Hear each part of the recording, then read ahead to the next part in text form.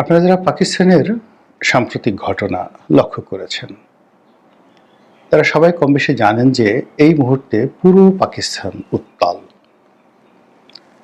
লক্ষ লক্ষ মানুষ নয়, প্রায় কোটি মানুষ বা তারও বেশি সমগ্র পাকিস্তানের প্রত্যন্ত অঞ্চল থেকে তারা লং মার্চ করে রাজধানী ইসলামাবাদের একেবারে জিরো পয়েন্ট, যেটি সমস্ত প্রশাসনের যেখানে কেন্দ্র, সেই জায়গাটিতে পৌঁছে গিয়েছেন।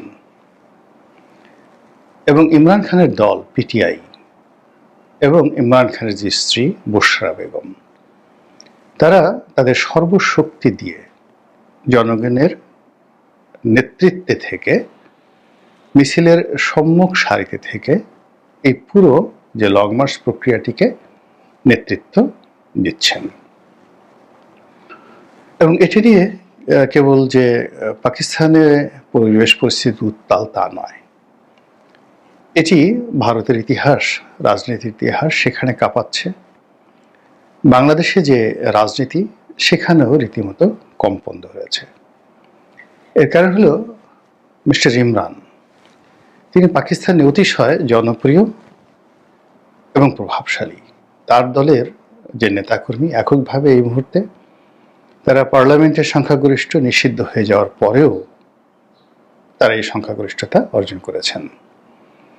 দ্বিতীয়ত, তাদের যে প্রতিদ্বন্দ্বী রাজনৈতিক দলগুলো রয়েছে, তারা কেউই জনাব ইমরান খানের সঙ্গে ইন পার্সন, আপনি যদি ধরুন শাহবাজ শরীফ কিংবা বিলাওয়াল ভুট্টো, মানে তাদের যে অ্যাকসেপ্টেবিলিটি, এটি ইমরান খানের একটি আঙ্গুলের সমানও নয়।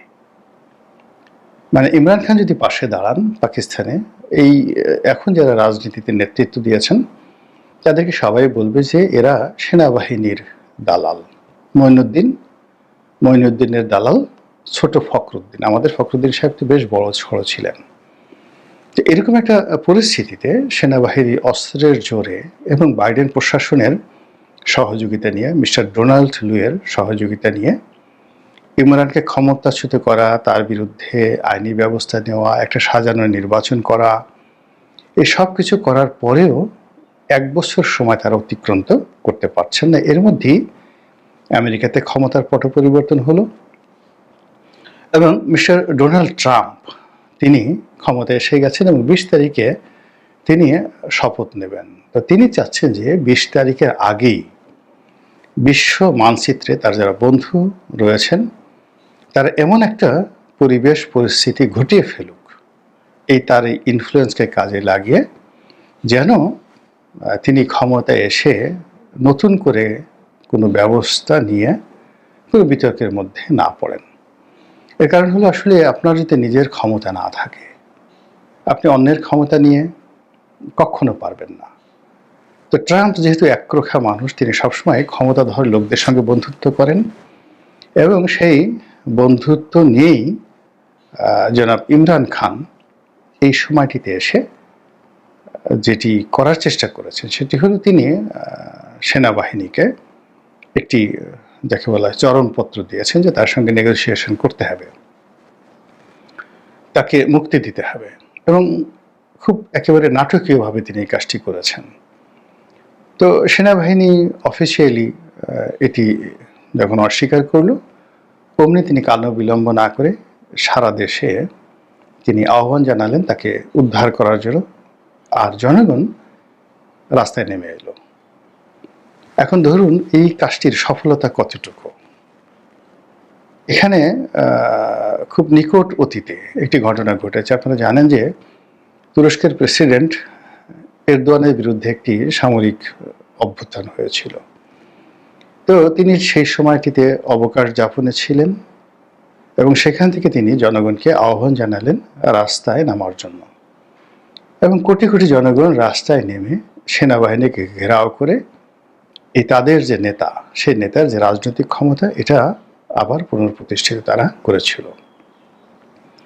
তো কাজেই পাকিস্তান সেনাবাহিনী অজেয়, তারা সেই স্বাধীনতার পর থেকে 1958 সন থেকে আজ অবধি প্রকাশ্যে অপ্রকাশ্যে প্রত্যক্ষ পরোক্ষভাবে পুরো দেশের শাসন ক্ষমতাটা তারাই পরিচালনা করছে। সেই ক্ষমতায় কেউ আঘাত করতে পারেনি। ভুট্টো সাহেব আঘাত করার চেষ্টা করেছিলেন, ফিনিশড, শেষ। বঙ্গবন্ধু আঘাত করার চেষ্টা করেছিলেন, তার ফলে কি হলো, বাংলাদেশ আলাদা হয়ে গেল এবং বঙ্গবন্ধু মরতে মরতে সেখান থেকে ফিরে এসেছেন। তো সেই সেনাবাহিনী, যে সেনাবাহিনীর সাথে আবার বেনজির ভুট্টো চেষ্টা করেছেন, তাকে মরতে হয়েছে, ক্ষমতা হারাতে হয়েছে। নওয়াজ শরীফ চেষ্টা করেছেন, তাকেও মরতে হয়েছে, ক্ষমতা হারাতে হয়েছে। এমনকি জেনারেল পারভেজ মোশাররফ, তিনিও কিন্তু চেষ্টা করেছিলেন, কিন্তু তিনি পারেননি। কিন্তু ইমরান খান এখনো পর্যন্ত তিনি সেনাবাহিনীর বিরুদ্ধে লড়াই করছেন এবং সেনাবাহিনীকে চ্যালেঞ্জ জানিয়ে তিনি এই গত পার্লামেন্ট নির্বাচনে তার দল নিষিদ্ধ হওয়ার সত্ত্বেও কেবলই মাত্র পিটিআইয়ের প্রার্থী, এটাকে পুঁজি করে নির্বাচনে যে সফলতা দেখিয়েছেন, যে সংখ্যাগরিষ্ঠতা পেয়েছেন, এটি সমসাময়িক দুনিয়াতে গণতন্ত্রের ইতিহাসে বিস্ময়কর। তো এই গত সেই নির্বাচনের পর থেকে আজ অবধি তার দল আরও শক্তিশালী হয়েছে, জনভিত্তি আরও বেড়েছে, তাদের যাকে বলা হয় সাংগঠনিক ক্ষমতায় বেড়েছে। আর একই সঙ্গে আন্তর্জাতিক অঙ্গনে পাকিস্তান সেনাবাহিনীর মূল যে প্যাট্রন, সেটা হলো ডেমোক্রেটিক পার্টি এবং আমেরিকা। তো সেটা যখন উল্টে গেছে, উল্টে যাওয়ার পর ইমরান খান সঙ্গত কারণেই একটা যাকে বলা হয় ওয়াক ওয়ে পেয়ে গেছেন। দ্বিতীয়ত, মিস্টার ডোনাল্ড ট্রাম্পের সঙ্গে তার ব্যক্তিগত বন্ধুত্ব খুবই সুগভীর, খুবই সুগভীর। দ্বিতীয়ত, আফগান যুদ্ধ বন্ধ করার ক্ষেত্রে ট্রাম্পের যে ভূমিকা এবং ওই সময়টাতে ইমরান খানের যে ভূমিকা, এটিও যথেষ্ট পরিধানযোগ্য।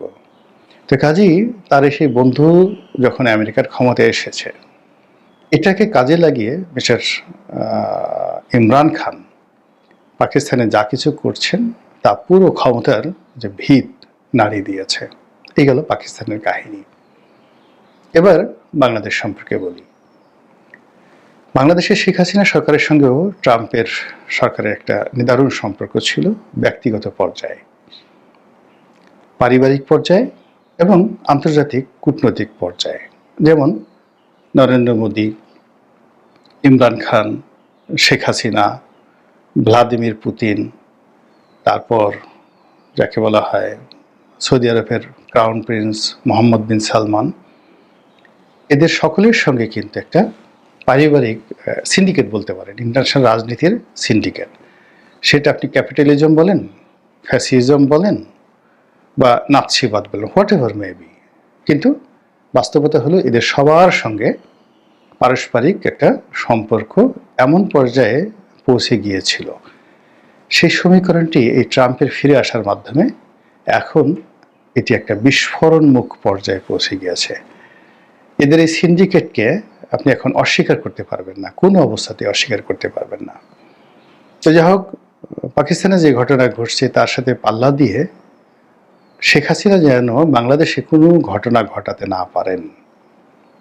পাকিস্তানের সেনাবাহিনী, তারপর পাকিস্তানের সিভিল সার্ভিস প্লাস রাজনৈতিক দলগুলো যেভাবে কোমরে গামছা বেঁধে কাঁধে কাঁধ মিলিয়ে কাজ করে যাচ্ছে, বাংলাদেশে সেটা একেবারে উল্টো। এখানে প্রশাসন থেকে শুরু করে সব জায়গাতে আওয়ামী লীগের যারা সুবিধা প্রাপ্ত লোকজন ছিলেন, আওয়ামী মাইন্ডের যারা লোকজন ছিলেন এবং যারা মনে করেন যে আওয়ামী লীগ বেঁচে থাকলে তাদের বেঁচে থাকা সার্থক, তারাই এখন পর্দার অন্তরালে থেকে বিদ্যুৎ বিভাগ, বন্দর, ব্যবসা বাণিজ্য, ব্যাংক, বিমা সব কিছু কিন্তু তারাই চালাচ্ছে। কিছু কিছু জায়গাতে জামাতের লোকরা সেখানে জায়গা করে নিয়েছে, কিছু কিছু জায়গাতে বিএনপির কিছু লোক হয়তো জায়গা করে নিয়েছে, কিন্তু তারা ঠিক আওয়ামী লীগের যে সিন্ডিকেট, সেই সিন্ডিকেটের বাইরে গিয়ে একটা উহ বা একটা হুহ শব্দ তারা এখন পর্যন্ত করে অর্থনীতির বাজার ব্যবস্থার গতি পাল্টাতে পারেননি। দ্বিতীয়ত, প্রশাসনে কিছু কিছু কে পোস্ট আছে, সেখানে জামাত মাইন্ডের যারা কর্মকর্তা আগে বঞ্চিত হয়েছিলেন তাদেরকে বসিয়ে দেওয়া হয়েছে। এখন যারা গত প্রায় 20 বছর ধরে বঞ্চনার শিকার, এবং যারা ভুলেই গেছেন কি করে সিগনেচার করতে হয়, কি করে কমান্ড দিতে হয়, যাদের মেরুদণ্ডে ব্যথা হয়ে গেছে, যারা বুড়ো হয়ে গেছেন, তাদেরকে এই যুদ্ধের ময়দানে এনে বসানোর পরেও ফলাফল শূন্য নয়, একেবারে মাইনাস। আগে যা ছিল তার সে আরও খারাপ হয়ে গেছে। বিএনপি যে সমস্ত লোকজন পুলিশ বা সিভিল সার্ভিসে কে পোস্টগুলো দখল করেছেন, তাদের একই অবস্থা। এদের কারো ডায়াবেটিস, কারো ব্রঙ্কাইটিস, কারো মেয়ে আত্মহত্যা করেছে, কারো ওয়াইফ চলে গেছে, চাকরি নাই, তোমার ঘর করে লাভটা কি? কেননা এই সমস্ত যারা আওয়ামী লীগের দুর্নীতিবাজ কর্তা বা বিএনপির দুর্নীতিবাজ কর্তা, এদের মধ্যে কোনো ডিফারেন্স নেই। এরা সবাই পাশবিক চরিত্রের মানুষ। আবার যারা রাষ্ট্রের স্বার্থ বাদ দিয়ে, নীতি নৈতিকতা বাদ দিয়ে রাষ্ট্রীয় পদ পদবীগুলোকে যারা দলীয় পদ পদবী মনে করেন, তাদের নীতি নৈতিকতা থাকে না। একটা গ্রুপ হলো পাশবিক, দুর্নীতি করে, আর একটা গ্রুপ আছে দুর্নীতি করে না কিন্তু দলবাজি করে। তো এরাও স্বাভাবিক মানুষটা অস্বাভাবিক মানুষ। এই অস্বাভাবিক মানুষের পরিবার থাকে না, ঘর থাকে না, সংসার থাকে না, কোনো কিছু থাকে না। ফলে কি হলো, এই যখন লোকগুলোর টাকার সরবরাহ কমে যায়, পদ পদবী থাকে না, তখন এদের সংসারে ভীষণ রকম অশান্তি তৈরি হয়ে যায়। তো গত 20 বছরে এদের অনেকেরই বউ চলে গেছে, অনেকের বউ মারা গেছে, অনেকের প্রেমিকা চলে গেছে, অনেকে রাস্তাঘাটে পিটুনি খেয়েছেন, ভীষণ রকম। তো সেই লোকগুলোকে আপনি এনে হঠাৎ করে এরকম একটা যুদ্ধোত্তর পরিস্থিতিতে, যুদ্ধ পরবর্তী পরিস্থিতিতে বড় বড় পদ পদবীতে বসিয়ে দেওয়ার ফলে তারা কিছুই করতে পারছে না। তারা এখন সেই আগের সাবেক প্রেমিকাকে ডাকবে, স্ত্রীকে ডাকবে, সন্তান সন্ততিদের সঙ্গে কি হবে, নতুন কোট বানাবে, প্যান্ট বানাবে, না দাড়ি রেখে হজ ওমরা করে তারা আল্লাহর রাস্তায় চলে যাবে, তারা এই সিদ্ধান্তই এখন পর্যন্ত নিতে পারছে না। আর এই সুযোগে আওয়ামী লীগের যে সকল লোকজন যারা টপ পজিশন থেকে তাদেরকে তাড়ানো হয়েছে, কিন্তু মিডল যারা রেঞ্জে রয়েছেন, joint secretary, additional secretary, deputy secretary কিংবা brigadier general, colonel, lieutenant colonel, এই পর্যায়ে যারা আছেন, তারা মুখ টিপে চোখ টিপে হাসছেন। পুলিশের একেবারে সাব ইন্সপেক্টর থেকে শুরু করে এডিশনাল আইজি পর্যায়ের অনেক কর্মকর্তা আছেন, যারা একেবারে এমনভাবে মরার ভান করে বসে আছেন, চুপচাপ বসে আছেন, তামসা দেখছেন আর মুসকে মুসকে হাসছেন যে দেখি কি করতে পারো। তো কাজী পাকিস্তান ইমরান খানের তুলনায় বাংলাদেশের শেখ হাসিনার যারা দোসর, নিরাপদ, ক্ষমতাধর, এক। 2 নম্বর হলো ইমরান খানের যে দুষ্ট বুদ্ধি, রাষ্ট্র চালানোর যে অভিজ্ঞতা, প্রতিপক্ষের সাথে লড়াই করার যে অভিজ্ঞতা, তার কয়েকশো গুণ বেশি নেতিবাচক অর্থে শেখ হাসিনার আছে, ইতিবাচক অর্থ আছে। তিনি অনেক ভালো কাজ যেভাবে করেছেন 2 হাতে অতুলনীয়, আবার মন্দ কাজে এই এশিয়াতে তার দ্বিতীয় কোনো কাউকে পাওয়া যাবে না। কার প্যান্ট খুলে নিতে হবে, কার জাঙ্গে খুলে নিতে হবে, কার পেটিকোট খুলে নিতে হবে, কাকে ধর্ষণ করালে তার লাভ হবে, কাকে খুন করালে তার লাভ হবে, কাকে গুম করলে তার উপকার হবে, এই জিনিসগুলো তিনি এত সুন্দর করে ম্যাটিকুলাসলি গত 15 বছরে করেছেন, যেটি তা এমনকি নরেন্দ্র মোদীও পারেননি। তিনি যে 3টি নির্বাচন করেছেন, 3টি নির্বাচনে জঘন্যভাবে যে জয়ের স্বাদ পেয়েছেন। তো এটা নিয়ে কথিত আছে যে তিনি নরেন্দ্র মোদীর যে যাকে বলা হয় একটা টান টান উত্তেজনাকর নির্বাচন, এবং সেই নির্বাচনে কোনো মতে টেনে টুনে পাশ করার কারণে দিল্লি ভ্রমণকালে শেখ হাসিনা বলেছেন যে ইচ্ছে করলে আপনি আমার পন্থা অবলম্বন করতে পারতেন, আমার সঙ্গে শেয়ার করতে পারতেন। তো এটা শোনার কথা, বাস্তবতা জানি না। তো ওনার কনফিডেন্স ওই পর্যায়ে, এবং এখন দিল্লিতে বসে তিনি যে সকল ফুসফাস করছেন, টুসটাস করছেন, এগুলো মনে হচ্ছে যে তিনি তার যে আস্থার জায়গা, বিশ্বাসের যে জায়গা, অ্যাকচুয়ালও তার ঘাটতি হয়নি, বরং তার মধ্যে ওখানে থেকে যে সকল কথাবার্তা আমরা শুনছি, তার প্রতিহিংসা অতীতের চেয়ে আরও বেড়ে গেছে, সাহস অতীতের চেয়ে আরও বেড়ে গেছে, অভিজ্ঞতা অতীতের চেয়ে বেড়ে গেছে, এবং কি কি কাজ করবেন, কাকে কতটুকু টনিক দিবেন, ওইগুলো তিনি মোটামুটি ডায়েরিতে স্ট্যালিনের মতো লিখে রাখছেন। তো এই যে শেখ হাসিনা, ট্রাম্পের বন্ধু, তিনি এখন আছেন তার আরেক বন্ধু নরেন্দ্র মোদীর কাছে। তো সেখানে বসে তিনি নিঃসন্দেহে জায়নামাজে বসে ইউনূসের জন্য দোয়া করছেন না, ডক্টর মোহাম্মদ ইউনূস সাহেবের জন্য দোয়া করছেন না, সমন্বয়কদের জন্য তিনি জান্নাত প্রার্থনা করছেন না। তিনি যা কিছু করছেন তার বাস্তব নমুনা আমরা প্রতিদিনই দেখতে পাচ্ছি। ঠিক এই যে তিনি যে কাজটি করছেন, ইমরান খান যেটি করতে পারেনি, সেটি হলো যে এই যে বিচ্ছিন্ন বিভিন্ন ঘটনা দিয়ে গত 100 দিনে অন্তত পক্ষে 1000টি ঘটনা ঘটিয়ে, আরও বেশি, ধরুন 1 লাখ ঘটনা ঘটেছে সারা বাংলাদেশে।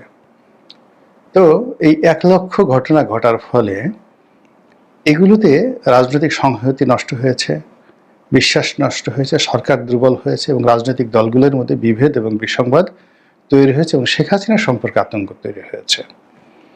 এই আতঙ্ক তৈরি করার পর যদি ইমরান খানের মতো এরকম একটা আহ্বান কেউ দেয়, একটা লং মার্চ শুরু করে, আপনি বোঝার চেষ্টা করেন যে ট্রাম্পের বান্ধবীর কি অবস্থা হবে। 3 নম্বর হলো মিস্টার নরেন্দ্র মোদী। তিনিও এই ভারতের রাজনীতিতে তার যে ব্যাক ফুটেজগুলো তৈরি হয়েছে, বিশেষ করে বিগত নির্বাচনে তিনি একেবারে মরতে মরতে বেঁচে গিয়েছেন। এই জায়গাটিতেও তিনি আবার ফিরে আসার সর্বোচ্চ চেষ্টা তিনি করছেন এবং জানুয়ারি মাসের 20 তারিখের আগেই তিনি এই জায়গাগুলো গুছিয়ে নিয়েছেন।